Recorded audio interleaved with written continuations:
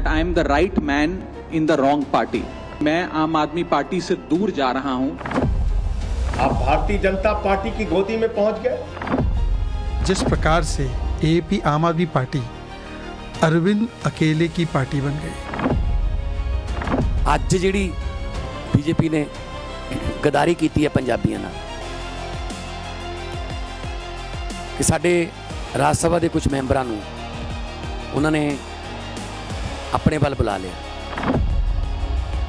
ये सब कर्मा है अरविंद केजरीवाल के लिए। हम बीजेपी में विलय करते हैं। विपक्ष से कोई भी नेता जब बीजेपी में जाता है तो वो ऑपरेशन लोटस की बात होने लगती है, ईडी सीबीआई के डर की बात होने लगती है। लेकिन आम आदमी पार्टी का ये नैरेटिव इस मामले में काम नहीं कर रहा, क्योंकि आप देखिए सिर्फ राघव चड्ढा पार्टी छोड़ते तो केजरीवाल को शायद इतना असर नहीं पड़ता। कह देते कि ईडी लगा दिया होगा, ये हो गया होगा, वो हो गया। 7-7 सांसद पार्टी छोड़े हैं तो कुछ तो बात रही होगी। सातों भ्रष्टाचारी कैसे हो सकते हैं? सातों ईडी सीबीआई से डर गए। यही वजह है कि इस मामले में अरविंद केजरीवाल को नैरेटिव की लड़ाई में बहुत बड़ा नुकसान हुआ। नैरेटिव की लड़ाई में पहला झटका जिन सांसदों ने पार्टी छोड़ी, उन्होंने करप्शन पर केजरीवाल को घेरा, यानी केजरीवाल की छवि को नुकसान पहुंचा। दूसरा झटका, जिस पंजाब में आम आदमी पार्टी की सरकार है, अगले साल वहां चुनाव है, वहां के 7 राज्यसभा सांसदों में से 6 बीजेपी में जाना बड़ा झटका है। राज्य सरकार की कमजोर पकड़ का मैसेज जाएगा। यह मैसेज जाएगा कि पंजाब में आम आदमी पार्टी बैकफुट पर है, इसलिए सांसदों ने पाला बदल लिया। तीसरा झटका, केजरीवाल पहले ही कई आरोपों में घिरे हैं। इस बगावत से उनकी पार्टी में पकड़ कमजोर हो सकती है। आज 7 सांसद गए हैं, कल हो सकता है कुछ और नेता विधायक भी पार्टी छोड़ने का सोचें। चौथा झटका, अरविंद केजरीवाल लगातार पीएम मोदी के नेतृत्व पर सवाल उठाते रहे, उन्हें कमजोर और कॉम्प्रोमाइज्ड पीएम बता चुके हैं। लेकिन आज उन्हीं के सांसद, उन्हीं के करीबी नेता पीएम मोदी का गुणगान करते हुए बीजेपी में चले गए और आम आदमी पार्टी को कॉम्प्रोमाइज्ड बता रहे हैं। आप सुनिए राघव चड्ढा ने आज पीएम मोदी के लिए क्या कहा और संजय सिंह ने क्या पलटवार दिया।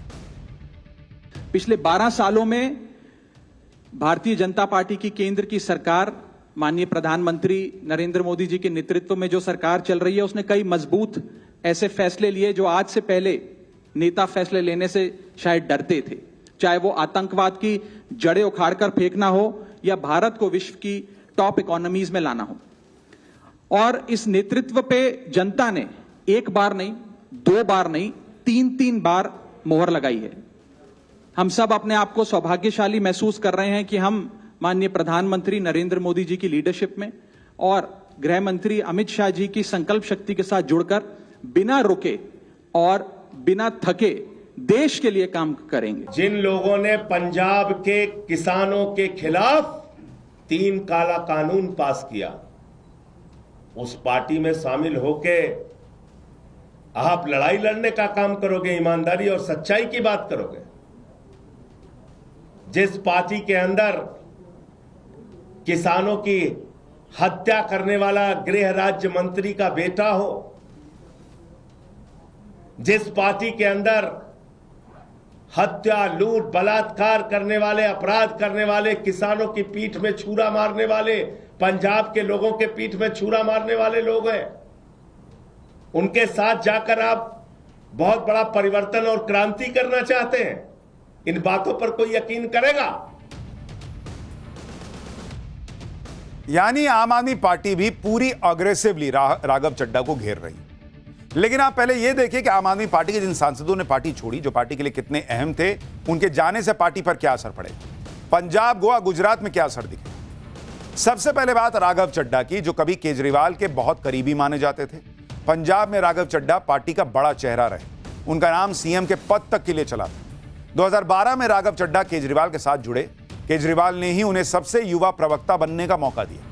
जब साल 2015 में दिल्ली में केजरीवाल को बम्पर जीत मिली तो 26 साल की उम्र में केजरीवाल ने उन्हें पार्टी का ट्रेजरर बना दिया था। केजरीवाल ने राघव चड्ढा को 2019 में साउथ दिल्ली से लोकसभा का टिकट भी दिया था, लेकिन वो हार गए थे। साल 2020 में वो दिल्ली की राजेंद्र नगर सीट से विधायक बने, दिल्ली जल बोर्ड के वाइस प्रेसिडेंट बने। 2022 में उन्हें राज्यसभा सांसद बना दिया गया। इसी तरह संदीप पाठक को देखिए, उन्हें 2022 में राज्यसभा भेजा गया था। वो पिछले 10 साल से पार्टी से जुड़े रहे हैं। कहा जाता है कि 2020 में दिल्ली और 2022 में पंजाब की जीत में उनका बड़ा रोल था। संदीप पाठक पंजाब और गुजरात में पार्टी के इलेक्शन इंचार्ज थे। 2022 में उन्हें संगठन का महासचिव बनाया गया। संदीप पाठक पार्टी के भरोसेमंद रणनीतिकार माने जाते हैं। चुनाव का जिम्मा उनके ऊपर भी रहता था। उन्हें केजरीवाल का बैकरूम बॉय माना जाता रहा। टिकट, ट्रेनिंग, फंड्स, कैंपेन, ज्यादातर चीजें यही देखते थे। यानी आज ऐसे ऐसे नेताओं ने पार्टी छोड़ी है जो पार्टी के अहम चेहरा रह चुके हैं, पार्टी की जो रणनीति बनाने की टीम रही है उसका हिस्सा रह चुके हैं, अहम रणनीतिकार रह चुके हैं। बाकी के 5 सांसदों के बारे में भी आपको बताता हूं। स्वाति मालीवाल 2011 से केजरीवाल के साथ जुड़ी रही हैं। 2015 में उन्हें दिल्ली महिला आयोग का अध्यक्ष बनाया गया था। 2024 में स्वाति मालीवाल ने केजरीवाल के घर के अंदर मारपीट का आरोप लगाया था। 2 साल के विवाद के बाद स्वाति मालीवाल ने पार्टी छोड़ी। राज्यसभा सांसद राजेंद्र गुप्ता को अक्टूबर 2025 में सांसद बनाया गया था। वो पंजाब के सबसे अमीर नेता हैं। उनकी नेटवर्थ 10,000 करोड़ से भी ज्यादा है। राज्यसभा सांसद विक्रम साहनी को साल 2008 में पद्मश्री से सम्मानित किया गया था। 2022 में उन्हें राज्यसभा सांसद बनाया गया। विक्रम साहनी ट्रेडिंग और कंसल्टेंसी फर्म सन ग्रुप के फाउंडर हैं। विक्रम साहनी पीएम मोदी के वोकल समर्थक रहे हैं। राज्यसभा सांसद Ashok Mittal lovely professional university के फाउंडर हैं, चांसलर हैं। अशोक मित्तल ने हालिया विवाद में राघव चड्ढा का साथ दिया था। कुछ दिन पहले ही अशोक मित्तल के घर ईडी का छापा पड़ा था और इसी बात को लेकर संजय सिंह ये माहौल बना रहे हैं कि बीजेपी ने ईडी सीबीआई का डर दिखाकर सांसदों को अपने पाले में कर लिया है। नरेंद्र मोदी और अमित शाह का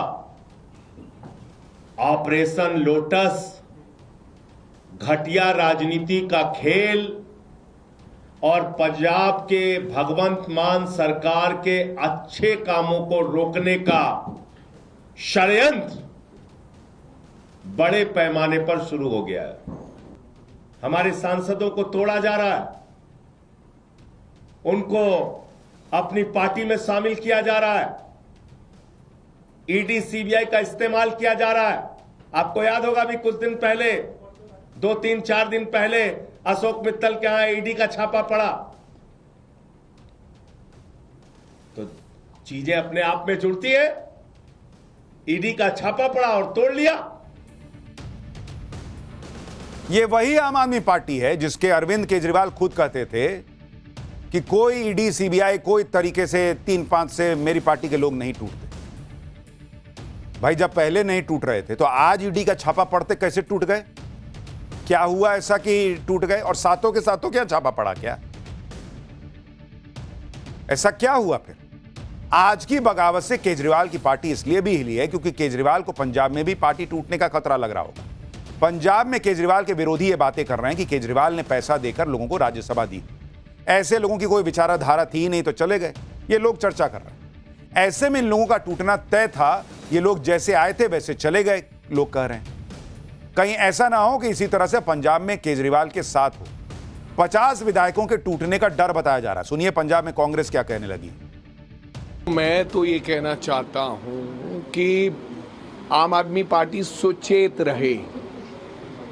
ऐसा ना हो कि आपके 50 विधायक एक दिन में ही बदल जाएं। ये तो सांसद गए हैं। आप लोग पैसा देखकर, बड़ी इंडस्ट्री वाला देखकर, बड़ा कारोबारी देखकर आप लोग जब राज्यसभा मेंबर बनाओगे और उनसे कई तरीके की मदद लोगे तो ऐसा तो संभव है, ये होना ही था। यानी पंजाब कांग्रेस के अध्यक्ष जो हैं वो और धुकधुकी बढ़ा रहे हैं, कह रहे हैं कि देखना कहीं तुम्हारा 50 विधायक ना टूट जाए। जिस तरह आज राघव चड्ढा ने आम आदमी पार्टी को झटका दिया, उसके बाद पंजाब में आम आदमी पार्टी पर नया संकट मंडराता दिख रहा है।